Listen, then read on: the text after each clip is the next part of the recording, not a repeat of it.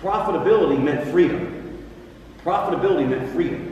What I wanted more than anything, because when I evaluated, yeah, the cars look great, the houses look, all this stuff look great, but in the end, you know what I really want? I didn't want to still have a big house and work check to check and I'd be stuck just like I saw other people being stuck. I wanted to be free. So freedom became another driver for me. It reminds me of a story. I was living in Australia. I have a 9-year-old. She's 9-year-old now. My little baby Cody, amazing, incredible child that I have. 9-year-old. And we were living in Australia. She was going to school in Australia. I would pick her up from school every day and walk across this big, huge playground. And that particular day, as I'm walking across the playground, I hear an announcement over the PA. John Malott, please come to the principal's office. So there we go. That's my child. Last thing you want to hear, living in another country, is that you got to go to the principal's office to pick up your daughter. So I go to the principal's office, and my daughter's sitting here, the principal's here, and the teacher's over here. And I know something's up. So the principal right away starts explaining to me that they found my daughter. See, the school has this huge green fence, tall green fence around the entire school. Of course, to keep the kids in, but also keep the bad element out.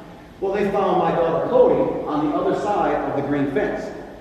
So, of course, they have the talk, stranger danger, all this stuff. Now, Cody interrupts the whole thing. He says, Daddy, wait, let me tell you the real, she says in front of the principal, and she said, let me tell you the real story.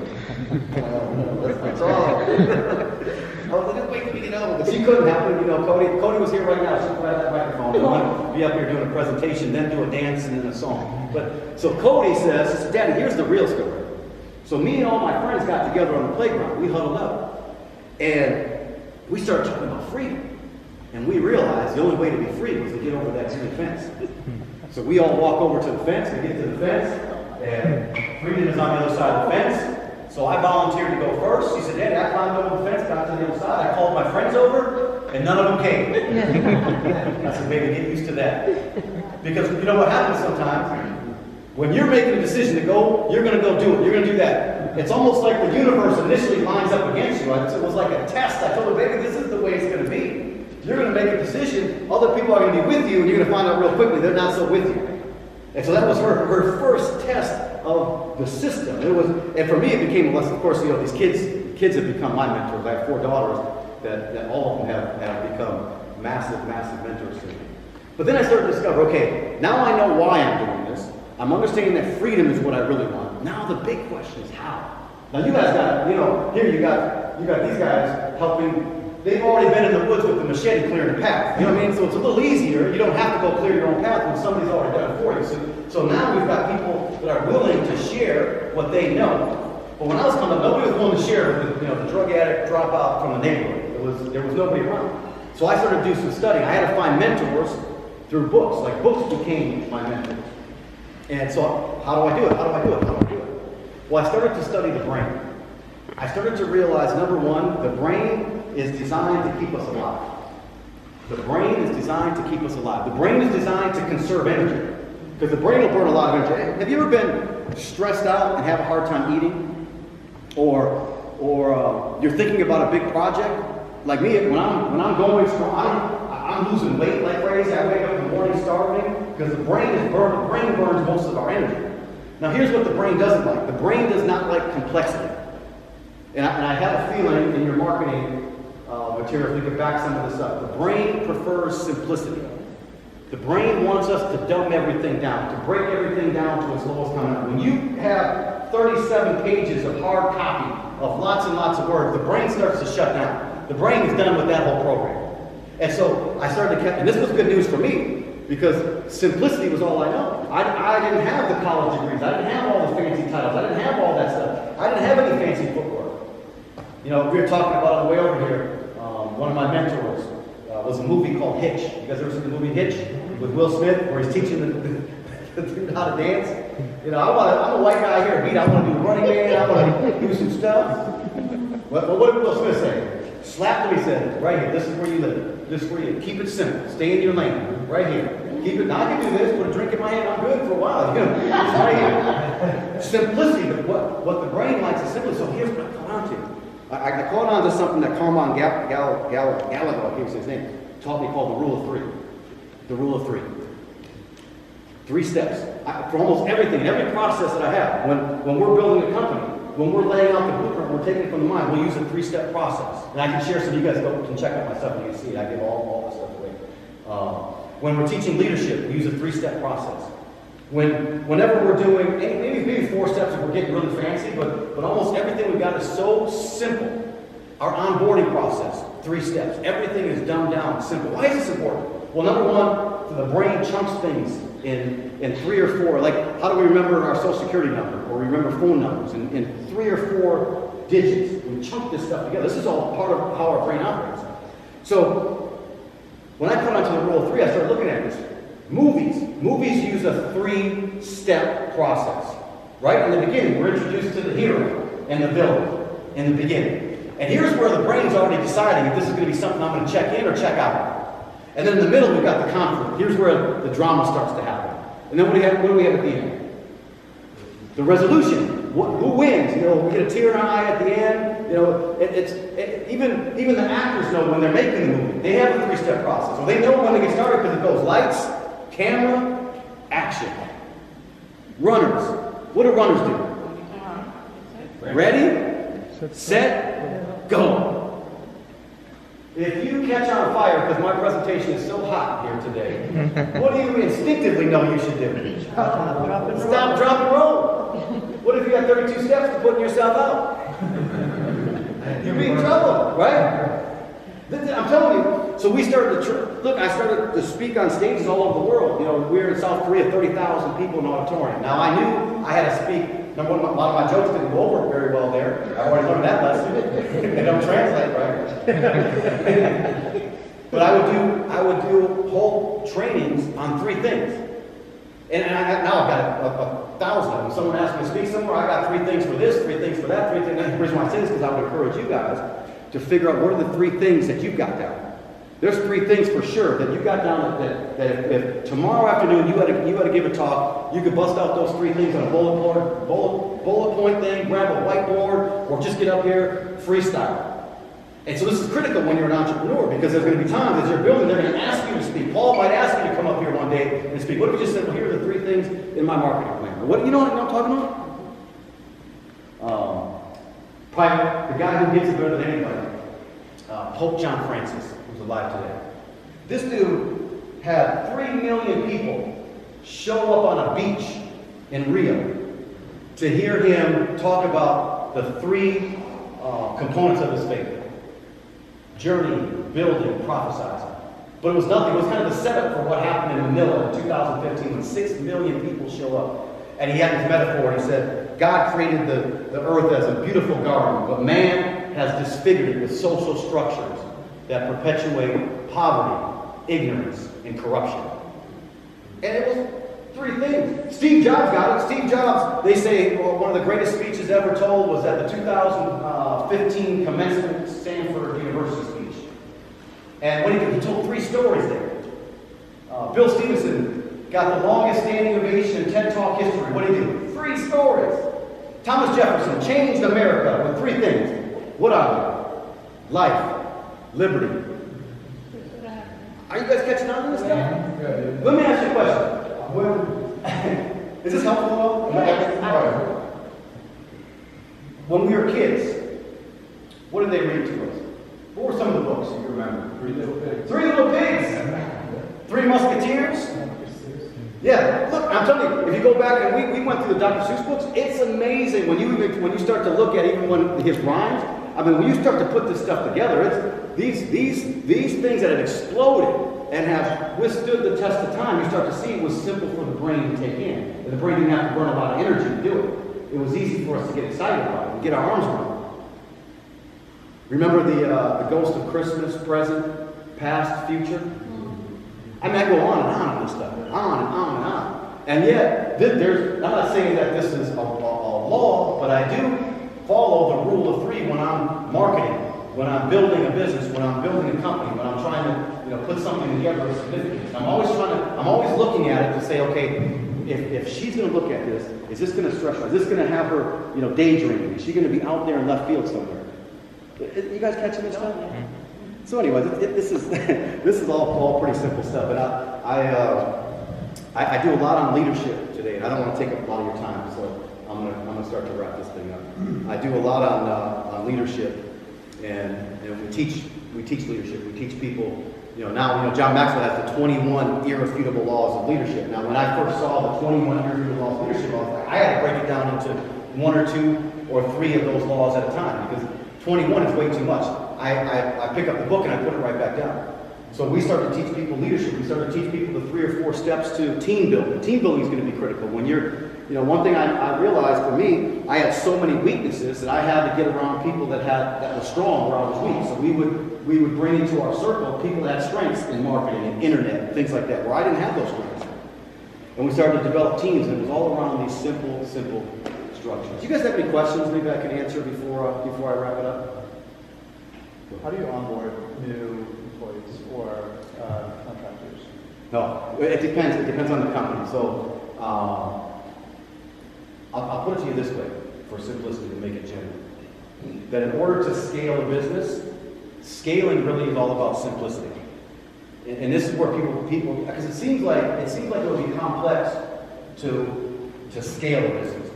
So when I talk about having a 3-step approach, so when I onboard somebody, it depends on the company, of course, because every company is going to be different. I'm going to look at what are the most important things that this employee needs to know. What are the 3 things that this employee has to know in order to be effective in their first couple of weeks on the job. And so what we do is we give them 3 steps up front, and then we'll give them a couple of weeks later, there might be another 3 steps. But I make it so that my 9-year-old could do it. Because all I'm thinking about is, how do I get this thing to scale? I've got to be able to have, this has to work 3 states over, 30 levels deep. It has to be, if I'm not around, can I get this thing duplicated? Duplication is really another word for scaling. How do I get, look, we built an organization doing about a little over $100 million a year in South Korea. Now, I speak no Korean. I do eat kimchi from time to time, but that's the extent of my Korean. But we knew going into it that everything we did had to be simple. We had to have just a couple of simple steps. And once we got that moving, the thing started to expand like this. The exponential growth came in. Because watch what happened. If you do it right, as your business starts to grow, when we went from 2 people to 4 people, the same amount of energy was expelled when we went from 2,000 to 4,000. Or when we went from 100,000, we had 100,000 distributors, went from 100,000 distributors to 200,000 distributors. Do you know the energy I was expelling was the same? You know why? Because we put the systems in early. We started out thinking about these things early on. So, and we had the concept, like if, I had a mentor that said, look, if you come here to learn the information, which you guys are here to learn the information today, right? You came to learn, so you're probably taking notes, you're taking this stuff in. If you come in to learn the information, you can probably build a company of 5, 10 people. No problem. Build a company of 5, 10 people. Now that's pretty decent. But he said, if you come with a different mindset, if you come in to learn the information to teach it to somebody else. So think about this. If you have to take the information today to someone who's not here today, someone you care about, would you take notes differently? Because now it's not about you anymore. Now it's about, I've got to get this stuff down so I can get it to somebody else. He said that learn to teach is the next level. And when you take it, I always take information from the next level. Learn to teach. He said, then you can build a business of 50 to 100. You can build a company of 50 to 100 people probably. He said, but there's even a better. He said, teach to teach. He said, so you're taking notes, not just to get to someone else, but to be able to teach that next person how to teach to someone else. So now, because my goal was always to go from the back of the room to the front of the room, to hold the mic just long enough so I can go to the back of the room, out of the room, to Costa Rica, half naked on a beach eating organic chickens. That was always, I always said I was temporarily motivated to be permanently lazy. So the only way to do it, see what happens is though, sometimes our own egos get in the way, right? Like, we want to be the man. I want to be the man. I want to be the one. But the challenge with that now is that that's hard to get duplicated. That's hard to get scaling. That's hard to get freedom from. If every day you have to show up because you are the man, or you are the woman, or because you're the best dancer in the room, they're always going to want you to come and do your dance. Does that make sense? And so we built everything based on a very systematic, simplified approach on how do I get this thing duplicated. It doesn't matter what you're building. If you're building marketing systems, internet, it doesn't matter. If you start thinking outside of yourself, and you start thinking further out, it's amazing what can start to happen. and how you can get yourself to scale. Now, some of you are from other countries. What countries are represented here? I heard some accents. Spain. Where are you from? Spain. Man, I have a friend in Spain right now that's one of our powerhouses, good guy. And he, it's great to watch. His name is Kyle McGregor, and Kyle travels the world. He's in Spain right now, but he built a business that runs by itself. And he'll tell the stories like the same thing we're talking about. He went through all the process, did all this stuff, and finally caught on how to get the thing to scale and duplicate. And now he's traveling the world. He's got checks coming. He says he makes more money when he's not involved in his business. It's like, he says, I don't even want to go back because I feel like I'll slow things down. I'll be in Spain for a while. But that's awesome. I haven't been to Spain. Anywhere else? Where you guys from? Here? I heard another accent. We got Africa, Estonia. Where? Haiti. I'm partnered with a group out of Haiti, a company called Prego, and we're doing this event in the Dominican Republic. And we're talking about about 20,000 entrepreneurs in that room where to smash it. So I love that rock. I spent a lot of time in the Dominican Republic. So good people. I also read somewhere that Haiti was one of the happiest countries, or Dominican Republic. I don't know much about Haiti, but I know that they said the same thing, so apologize for putting you on the same category.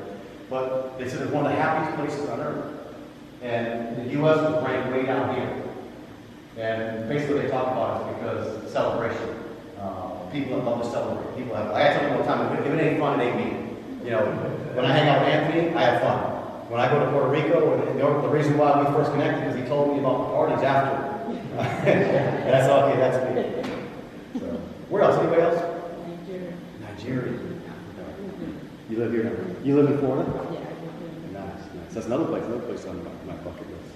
And here's the reason why I bring this up. When I go to other countries, even to Puerto Rico, but when I go into other countries where they don't have the same programs, they don't have the same things that we have that we take for granted. Like I remember being in the Dominican Republic. I'm in the Dominican Republic and I'm sitting at a stoplight. And at that stoplight, I met one of the most amazing entrepreneurs ever. This entrepreneur, he sold me a new charger for my cell phone, a bag of peanuts, a pair of sunglasses, and I got my windows washed right at the stoplight. I said, I love the entrepreneurial spirit. Now, I got back to the U.S., I stopped at a stoplight in Scottsdale where I live, and there was a guy holding a sign. Looked perfectly healthy to me. Could have had some begging for money. You follow what I'm saying? See, if we go back in time and we look at what's happening, we have a country where you can violate these rules, you can violate the laws, and you'll still have a roof over your head. Matter of fact, the poorest of the poor in the U.S. look rich to some countries. Am I right about this? My mentor Jim Rohn used to say, look, you think you got it bad in America, go try Cambodia for a while. It's a whole different process. We can violate the laws of the nation, but if you look back at what's happened, it was Carnegie, the steel baron, Carnegie, who really started this process for us. When there was a time in America, you had to be an entrepreneur. You had to be figuring stuff like, figuring out a way to market, figuring out a way to get your stuff, like either farm the land or own your own business, or you didn't eat. There wasn't a government program for it. But Carnegie started to build the steel mills, and what did Carnegie need? People. So he was bringing people in from the countryside, but here's what's interesting. Carnegie owned the land around the steel mills. You can check the history. He owned the land. You know what else he did? He built the stores because these people were coming in. They were going to have to buy stuff, so he built the stores. He was making money there. The real estate values were going up because supply and demand. People were coming in on his real estate. Those values were going up. Here's the smartest thing he did. He built the school. That bell that rang in the school for those kids was the exact same bell that was ringing in the factory for their parents. It was already starting the programming and conditioning. We were already starting to give up our freedom for little green pieces of paper. And then we started talking about security. Then it was about my benefits. You guys with me on this? And things started to shift, it started to change. So we started to give up our freedom for security. And then all of a sudden, it wasn't that long ago where we started hearing about what the first layoffs. Does anybody remember like the first major layoffs in the U.S.? You guys are way too young. But we were up in arms about how could you lay off these people that have worked for you for 15, 20 years. I watched my father. My father worked in a steel mill called A.O. Smith. My father was crushed by a steel press. I mean, it caught him, it malfunctioned, it caught him from here to here. It was slowly crushing him. And it was turned off just in time. But my father was in intensive care for a year. My mom was already gone, so that's why my brother and I ran wild in the streets. When my father came out, He rolled in a wheelchair where he lay flat on his stomach with his legs up like this and rolled like this for 2 years. He was in this situation. And I remember as a kid, I was being groomed to go do exactly what he's doing.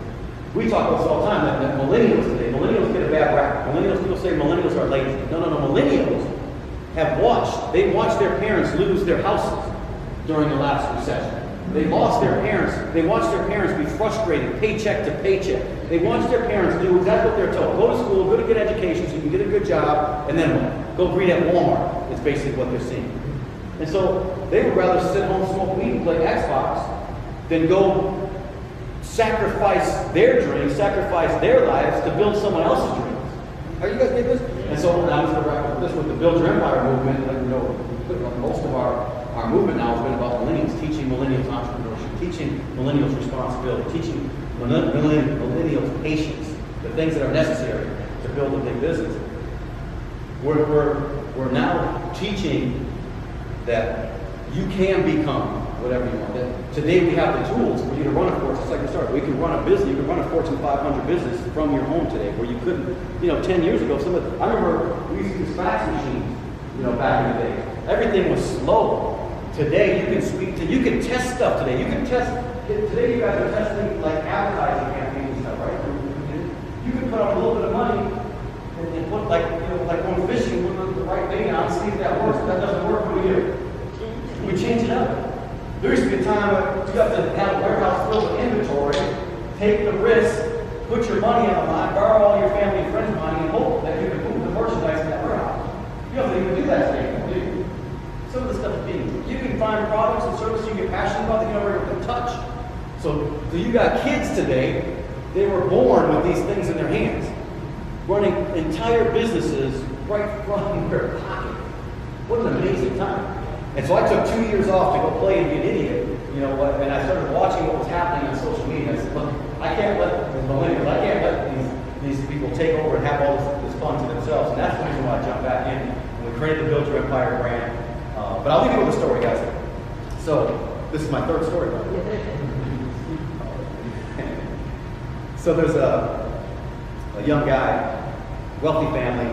Young guy goes to one of the best schools in the country. Him and his father are always talking about the future, what he's going to become, where he's going to go, and all this. And he goes to this very prestigious school, and he gets amazing grades. And his father and him had been communicating about a particular car that he wanted. And it wasn't said necessarily, but it was almost like he knew when he graduated that car would be his. So the day comes, he graduates from this prestigious college, and they got the big celebration at the big house, and the family and friends are all there, and later on everybody clears out. He goes into his father's den, and they have this little talk, and his father hands him a box. And he says, this is it. He's thinking in his head, this is it. This is the keys to my car. I've worked my butt off. I know what's coming. His father hands him this box, and inside of this box, he pulls out a Bible. He's like, wait a minute. What is this?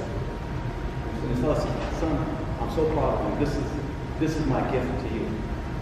And before he could do anything, he was so upset because he was so stuck on what he believed was going to be his. He thought this car was for sure his. It should have been sitting in the driveway. He should have had it. He threw the book on his father's desk and he leaves. He's upset. He leaves. And you know how it goes sometimes. We have these rifts with our family or relationships, and our own egos, our own whatever it is, sometimes keeps us from taking that first step to make the call, to make amends, to do what really is right, to put relationships over situations. He didn't do that. So as years go by, he gets a phone call that his father passed away unexpectedly. Now that's when the regret starts to set in. He comes back to the house after burying his father, and he walks into his father's study in about the same spot where he threw the book. The book was sitting there. And he picks up the book. And with tears in his eyes, he opens up the book. And right inside it said, son, here are the keys to your new car. Think about that for a second. And the reason why I bring this up is because sometimes we think that our blessings are supposed to be packaged a certain way. You know what I'm talking about? We already got this thing. It's supposed to look a certain way. And I can only speak from my experience. My experience is The things that I thought were going to be one way turned out to be completely different. The things I thought wouldn't be one way, they turned out to be the way that they should have. Yes, it's an amazing thing, and sometimes our mind plays tricks on us, telling us who we are, what we should do, where we should go, what we should be. And I'll tell you this, that when you've got great mentors, when you've got people that will put together events like that, I love this stuff because it was the books I read, it was the associations I met, and it was events like this that allowed me to get my reasons why, to make the changes that were necessary for me to become the man finally that could leave an inheritance for his children's children. And it was never about money. It was never about money. Money became the byproduct. Money became the scorekeeper. But it was about what I became inside of here. And events like this, sometimes you just need somebody around you to give you enough information to say, look, I don't care about a level playing field. Just put me on the field and I'll do the level. You guys with me? And all of a sudden, I caught on that I didn't have to be great to start, which I thought in the beginning you had to be born in the house with the Rolls Royce already in the garage. I thought that was the only way. But what I did, I had to start to be great. I started to catch on that there was a process to this thing. And that it wasn't going to happen on my time, that it was happening on someone else's time. And if I could be patient, if I could be faithful to the process, and I could get around people that had the information and were willing to share it with me, and if another man or another woman could do it, then guess what? Then we could do it. Paul, I haven't sat through it, but I know his reputation. I know his reputation. I've been hearing the stories. We have lots of mutual friends, and I hear that these are people that are willing to share, willing to